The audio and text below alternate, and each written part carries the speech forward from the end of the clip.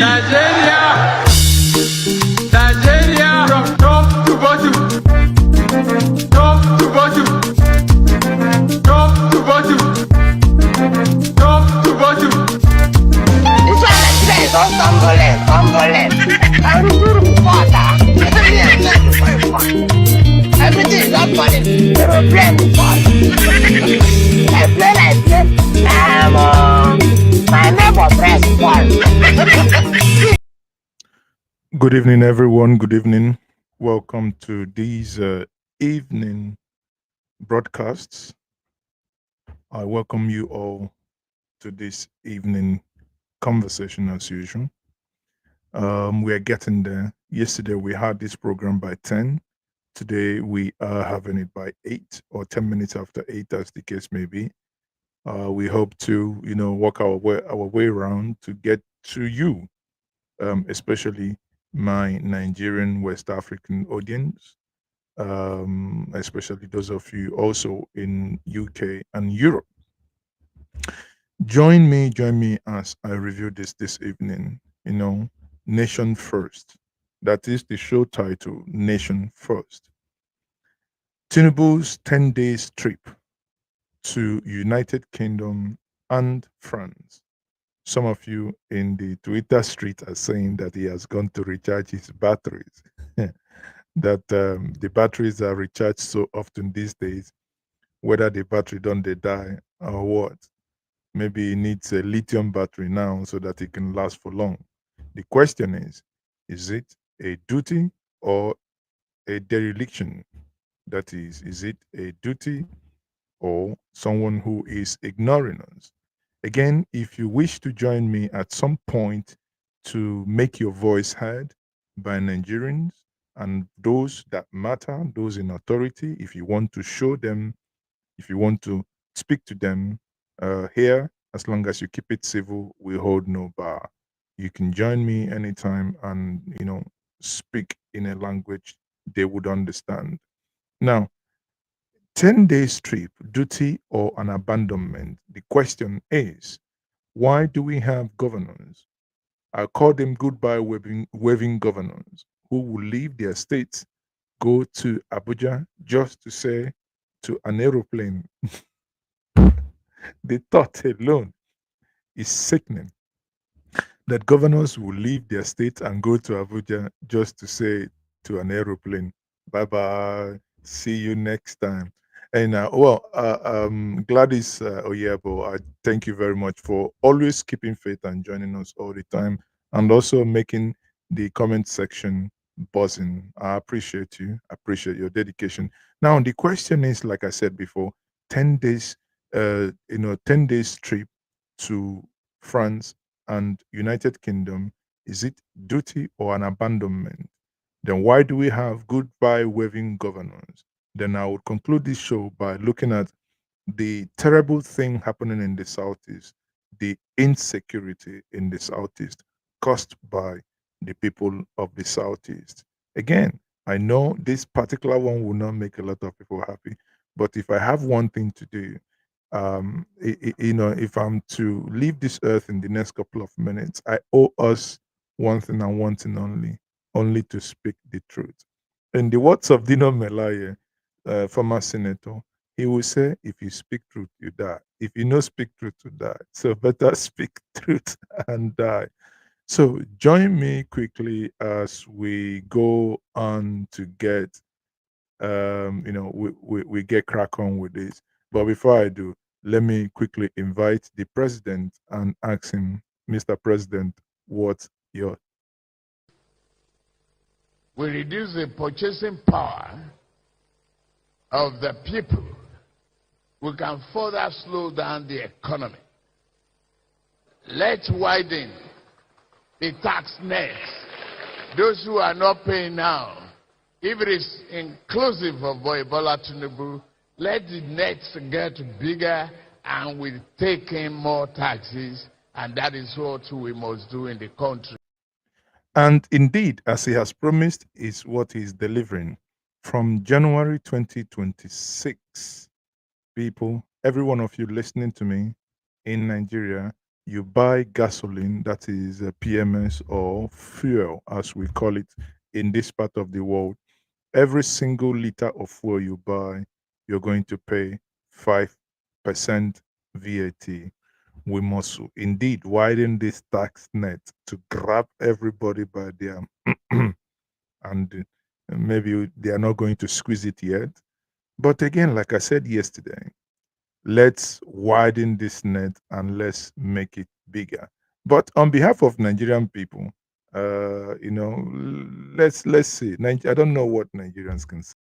Today, I want to declare without equivocation. Nigerians are already confused. They are no longer declaring anything. Neither are they declaring without any form of equivocation. But be that as it may, let us get the ball rolling. Here is 2 in 1, as I may call it. Look at the faces of governors who have traveled their states. Some here, their state is ravaged by insecurity. People are being kidnapped. People are being killed on a daily basis. What they find time to do is to travel by air, go to Abuja, and wave bye-bye to a globe-throttling president. People, make this make sense to me. This is indeed, the more I look at this, the more I really think that those governing us, probably they fell hard on the rock when they were being given birth to. I do not know. But let's see, the president waved them bye-bye as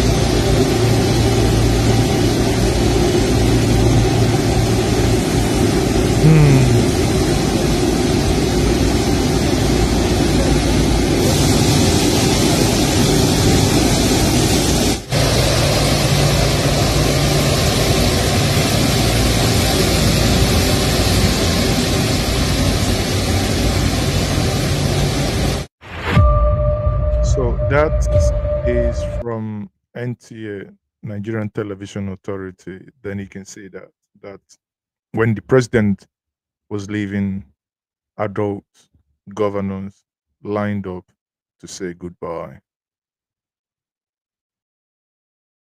How do we say this? Some of them here, as you saw, are your governors.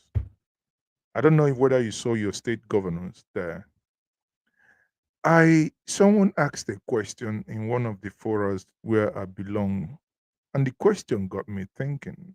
You know what the individual said? The individual said, will people like Emma Okpara, Sadwana, Amadu Bello, Awolowo, would they do a thing like this?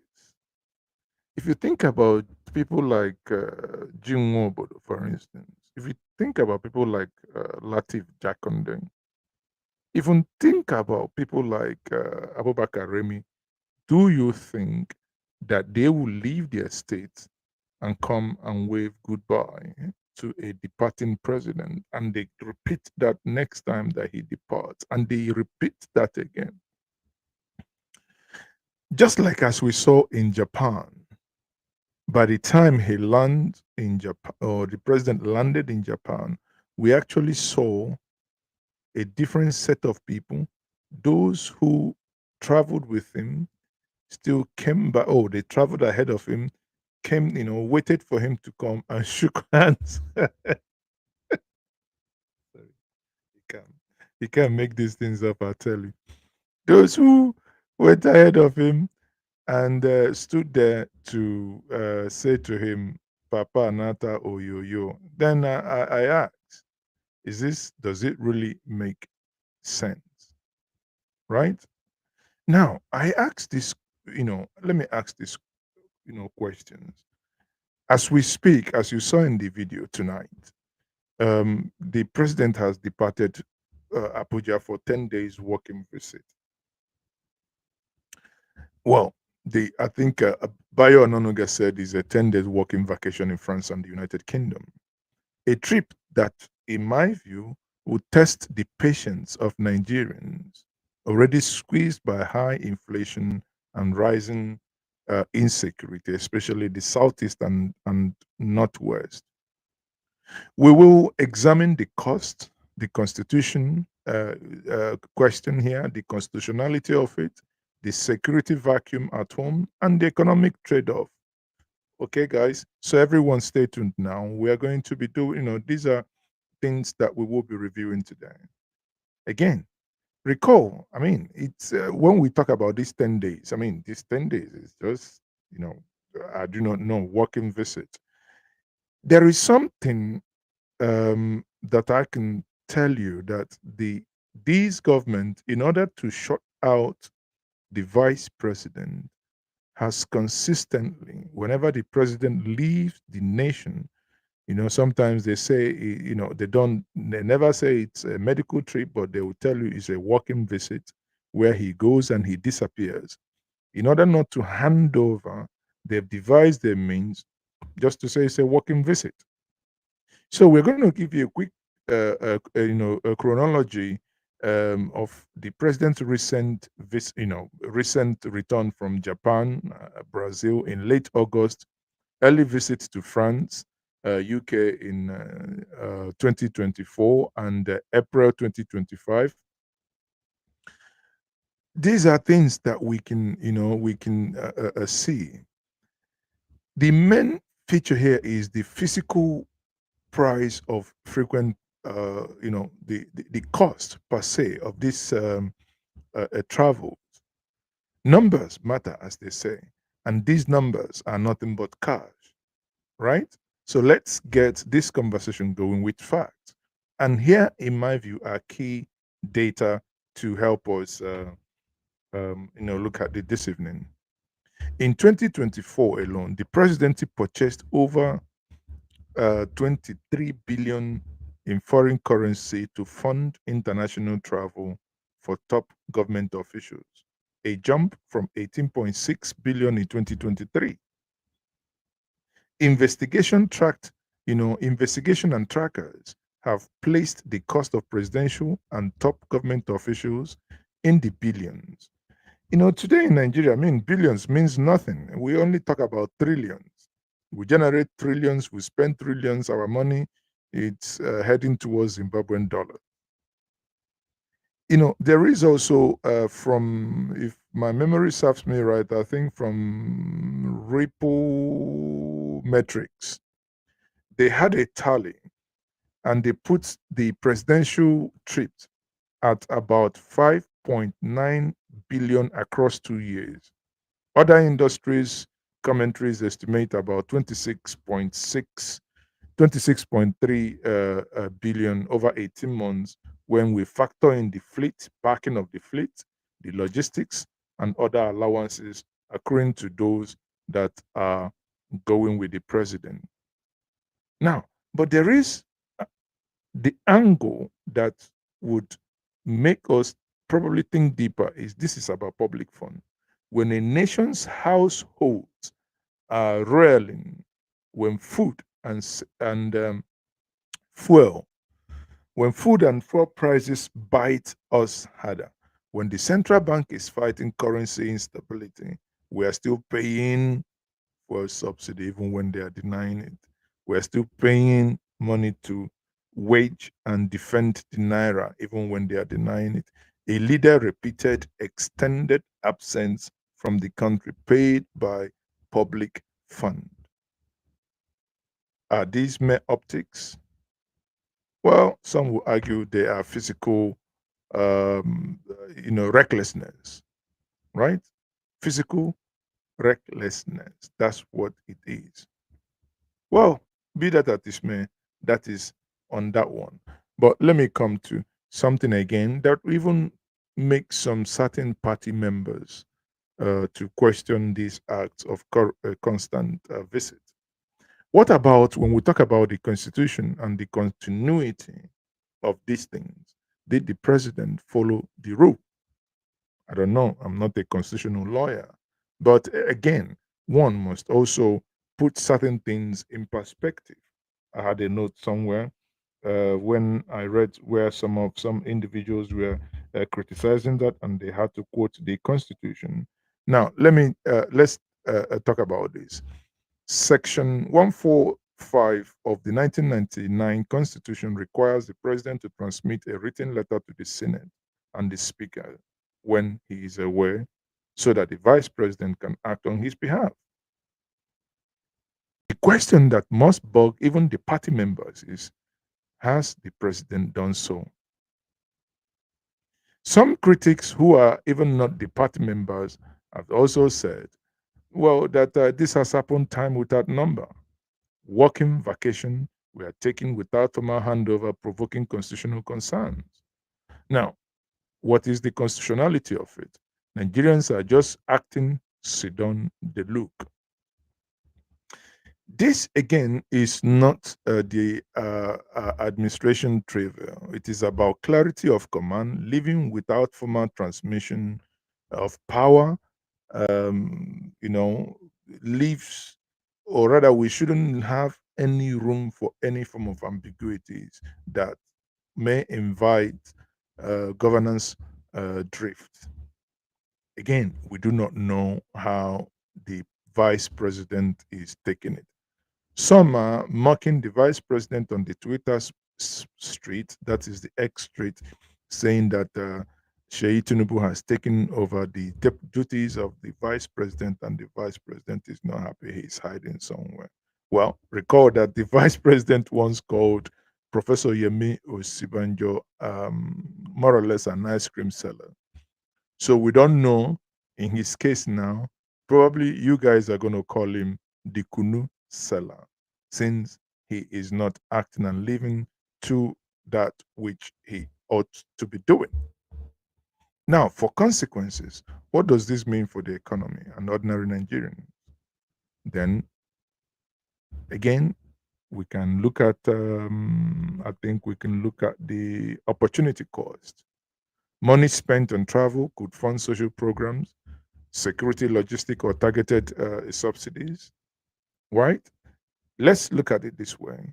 These are governments, when they build hospitals, they are not qualified to use them. I can bet I can bet my cap, my heart, that these guys have gone for some secret medical checkup. I can bet my left something on that. Again, what confidence does that profile to investors? What signal does that send to investors? Frequent absences during crisis and the wrong signal to investors and partners that leadership is absent while citizens suffer. I would, for once, thought that it would have been better. Okay, maybe not better. Imagine this for 1 second. The president wants to go on holiday.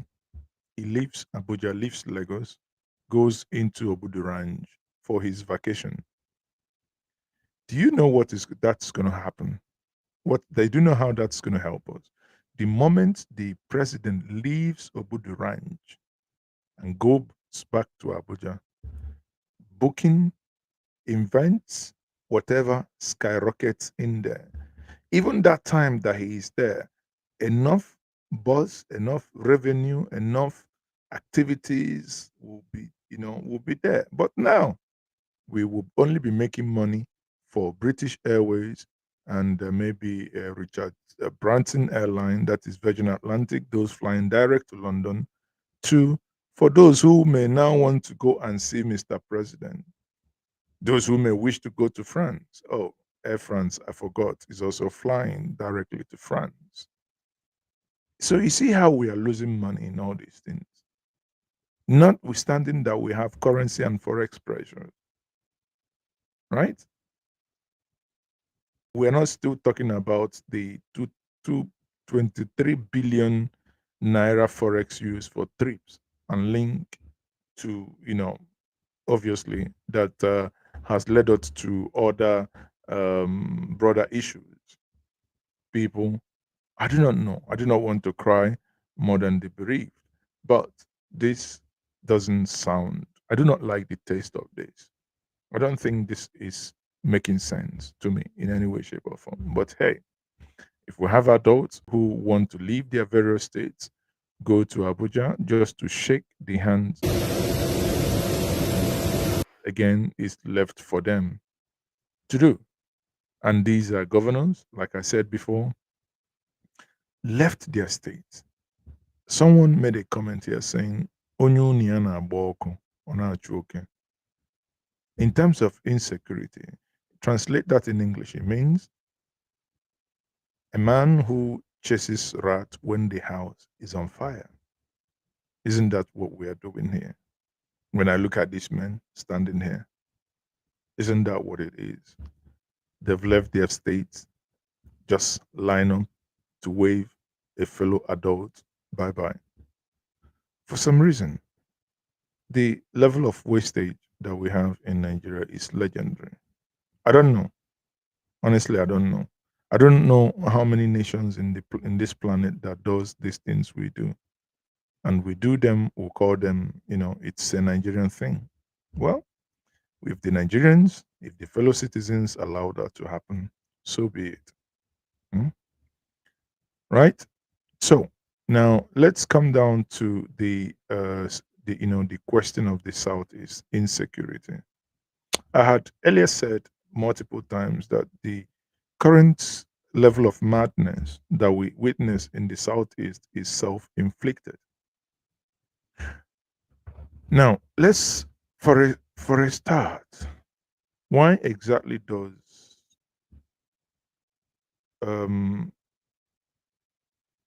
the absence okay how do I say this?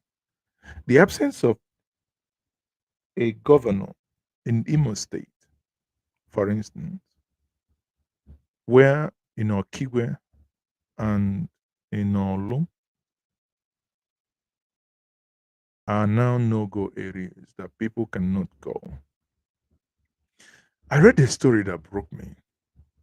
A young man who came back from Australia just to visit his hometown.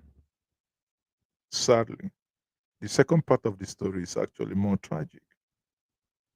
While he was in Australia, story has it that he was one of those who contributed money arming those that we now have in our bushes. Sadly, when they met him, they didn't care whether he was one of their sponsors. Sadly, he lost his life.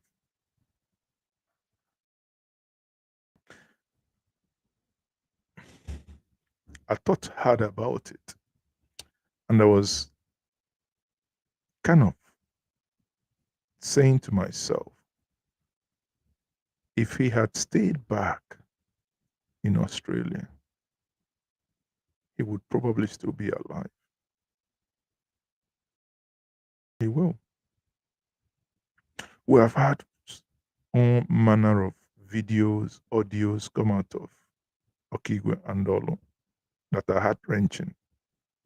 Amnesty International and other international outlets reported a vicious May attack in Imo State that killed about 30 travelers and burned vehicles on Okigwe Road. Some analysts estimate, that separatist link activities like sit-at-home enforcement, disruptions, and caused widespread death and economic losses running into trillions of naira. Then you begin to ask yourself, at a time when citizens are bleeding, at a time when businesses shutter. Leadership cannot, I say and I repeat, leadership cannot repeatedly decamp on extended foreign sojourn and they call them working holiday. Basically, if I may paraphrase, I call it masked abdiction. Just someone who has just abdicated from duty. When a governor of a state leaves his state for an extended period of time while the state burns, in my view, that is nothing but someone who is on duty abdication, nothing more, nothing less.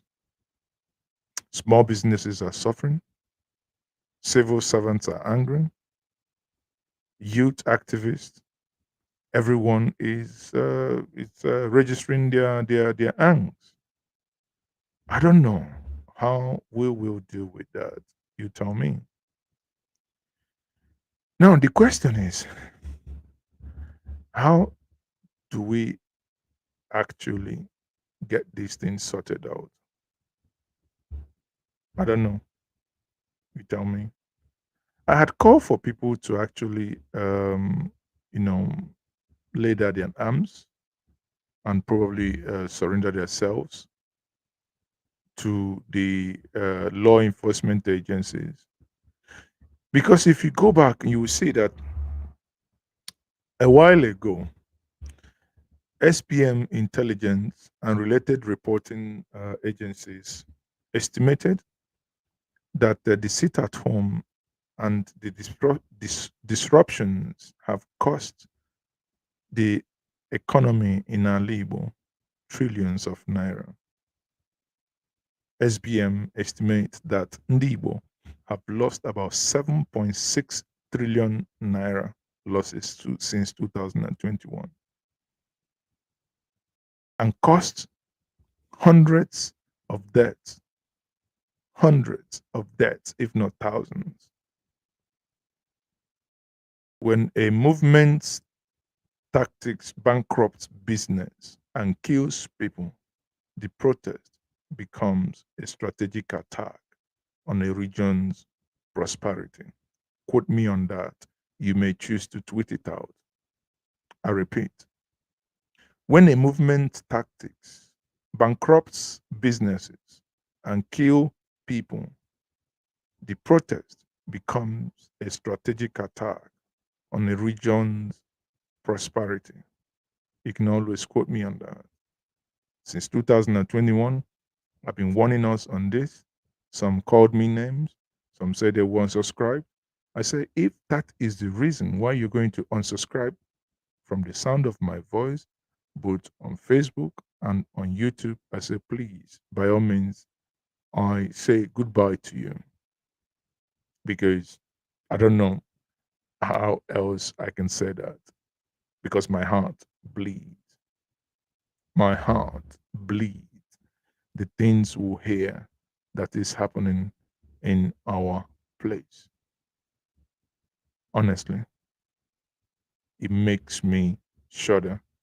The things that I have never thought about that they would happen in the Southeast are happening in the Southeast almost on a daily basis. I recall as the president of Igbo Initiative, I said this before in 2016, 2017, no, 2016, when Bridget Abigemi from Imo State, I believe a 72-year-old woman, was beheaded on the accusation of blasphemy in Kano State. We took that case to court. When those behind that were acquitted, you can still Google my name, Google that case. We took that case to court. We spent from our hard-earned money, over $520,000 naira, hiring lawyers to go represent the us at that case. Eventually, the case was thrown out by the state. We were outraged. We were alarmed that how come and how barbaric could someone be? Recall, this was also almost the same time that ISIS was showing people, people being burnt alive in cages. The outrage was out of this world.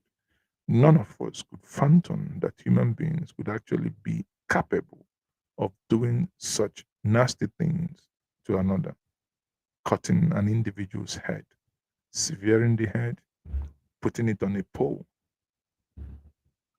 Little did we know that NSAS will bring the worst to us. Little did we know that because of a call over internet and airwave, my people became barbarians, that human flesh could be cut into pieces. Some use it to make a goosey, some fried, some just dry them nangiga. In my southeast, in the name of what? Agitation? That's pure insanity. Who does that? That is pure insanity. That is only thing you can define it. How do you explain that your sister, who is coming for her marriage introduction, but because she's in the military, you captured her, you sexually abused her, you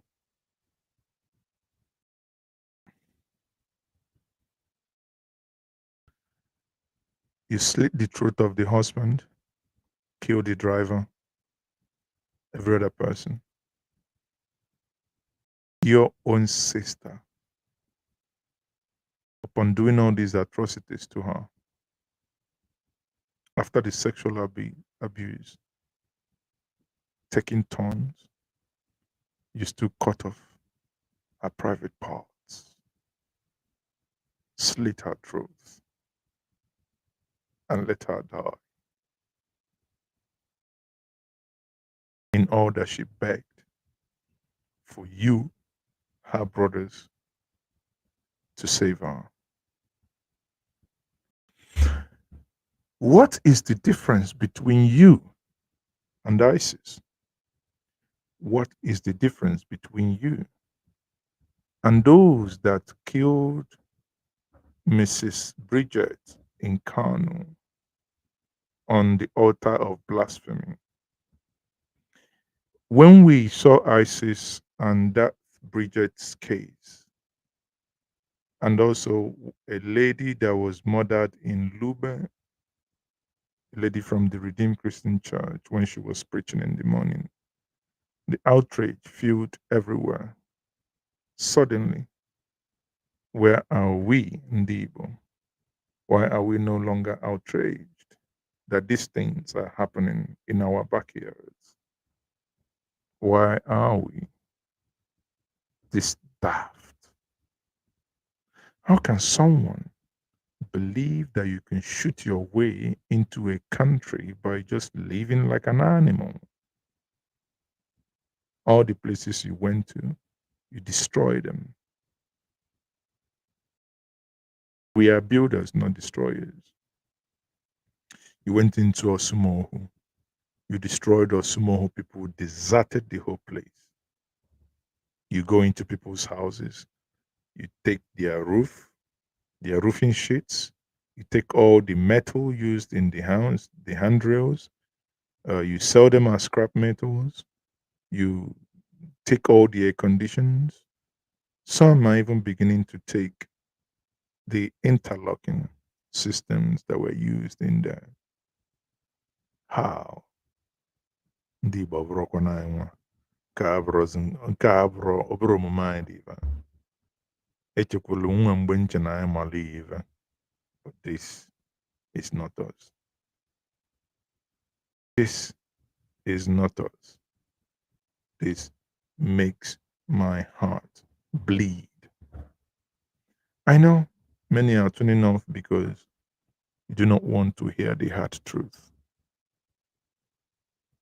How can a boy of between 19 and 25 years hold a traditional ruler to the ground, put the barrel of gun in his mouth, and tell him, "We will wipe you out and your lineage if you do not allow Biafra to come"?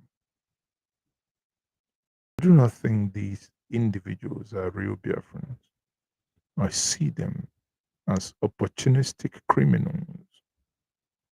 Of course, they are not agitating for anything. They are just mere criminals. But hey, these are the individuals that ought to fight for the state in Abuja, waving bye bye. Sad. Sad. Again,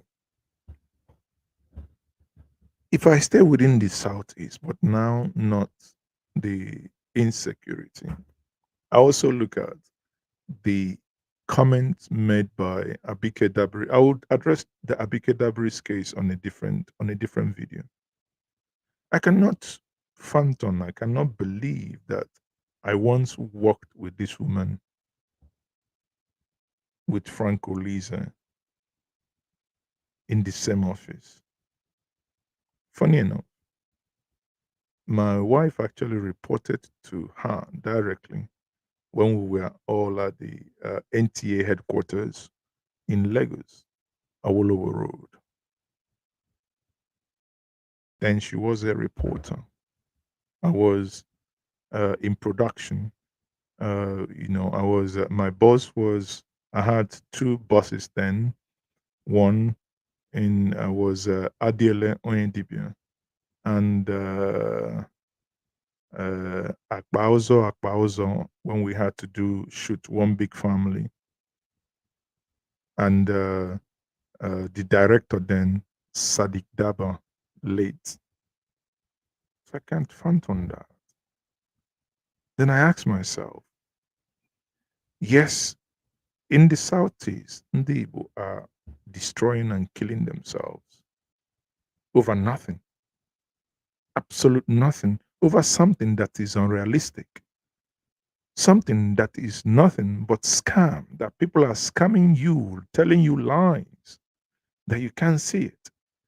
But that is on one plank.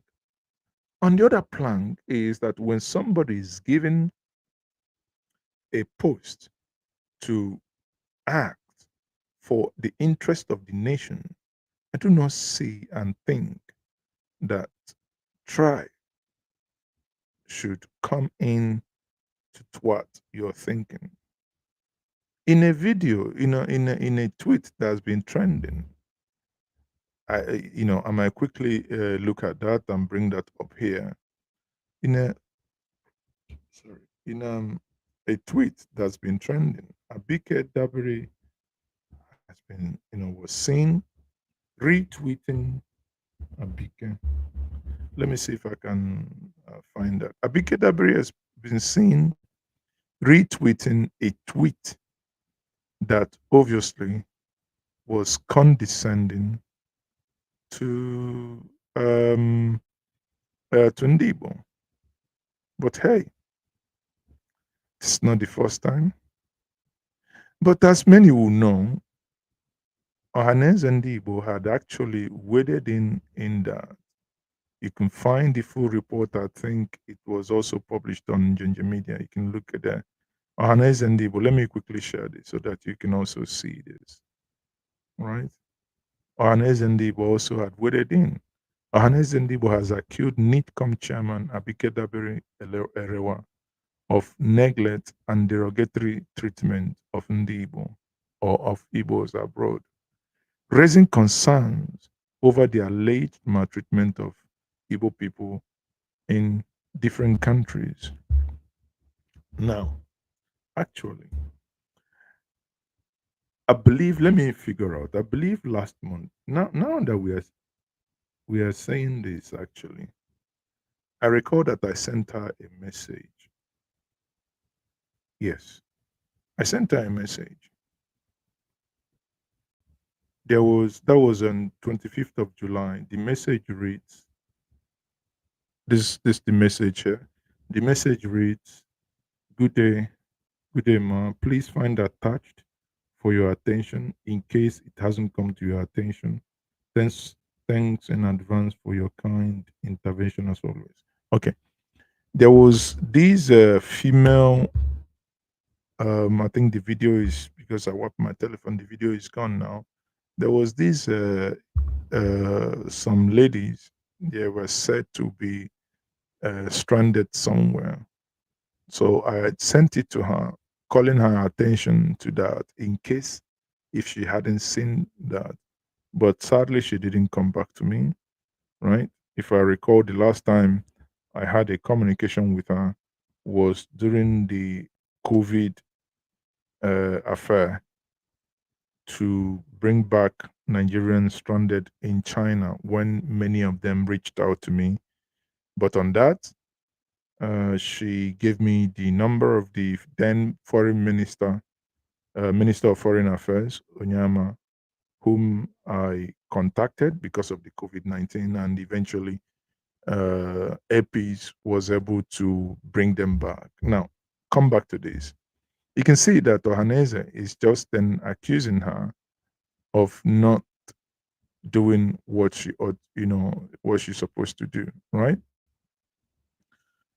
And she can't stop trending. I'm just looking for the tweet here. Okay. According to People's Gazette, Abike Dabire shared post calling Igbos monkey. Chairman of the Nigerian in Diaspora Commission, NIDCOM, on Wednesday amplified a derogatory ex post. She didn't write the post, in fairness, but she laughed. For someone who is a public servant, there are things you do not. Because, let me tell you, if I just oppose her with Bianco Juku, let's assume that someone who is not Igbo says something derogatory to, uh, uh, let's say, to the Yorubas. Do you think that Bianco Juku would ever make such, laugh about it and put a smiling emoji or laughing emoji on it? I can guarantee you that that's not going to happen because, in my view, Bianco Juku has class and understands her job very well, right? That she would not, and I guarantee you, she would not do that. Now, and I think that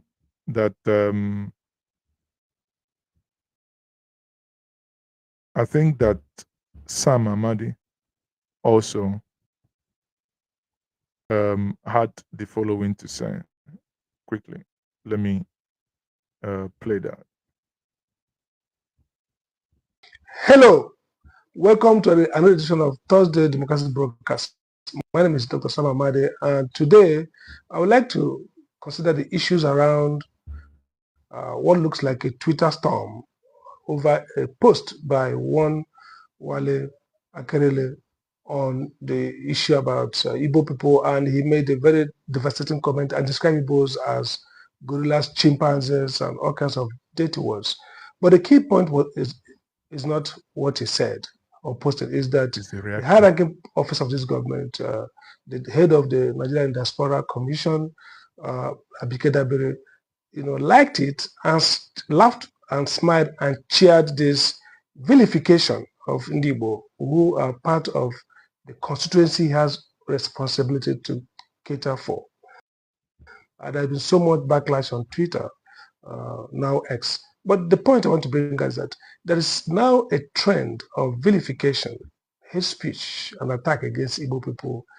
It's manageable if it was something by a low-ranking ordinary citizen. There's so many crazy people out there online. But when government officials, we see that in Lagos with aides of Shayolu and now with the aid of Mr. President. The question is, why are these public officials, pushed to affirm hate speech, very murderous hate speech against Igbos?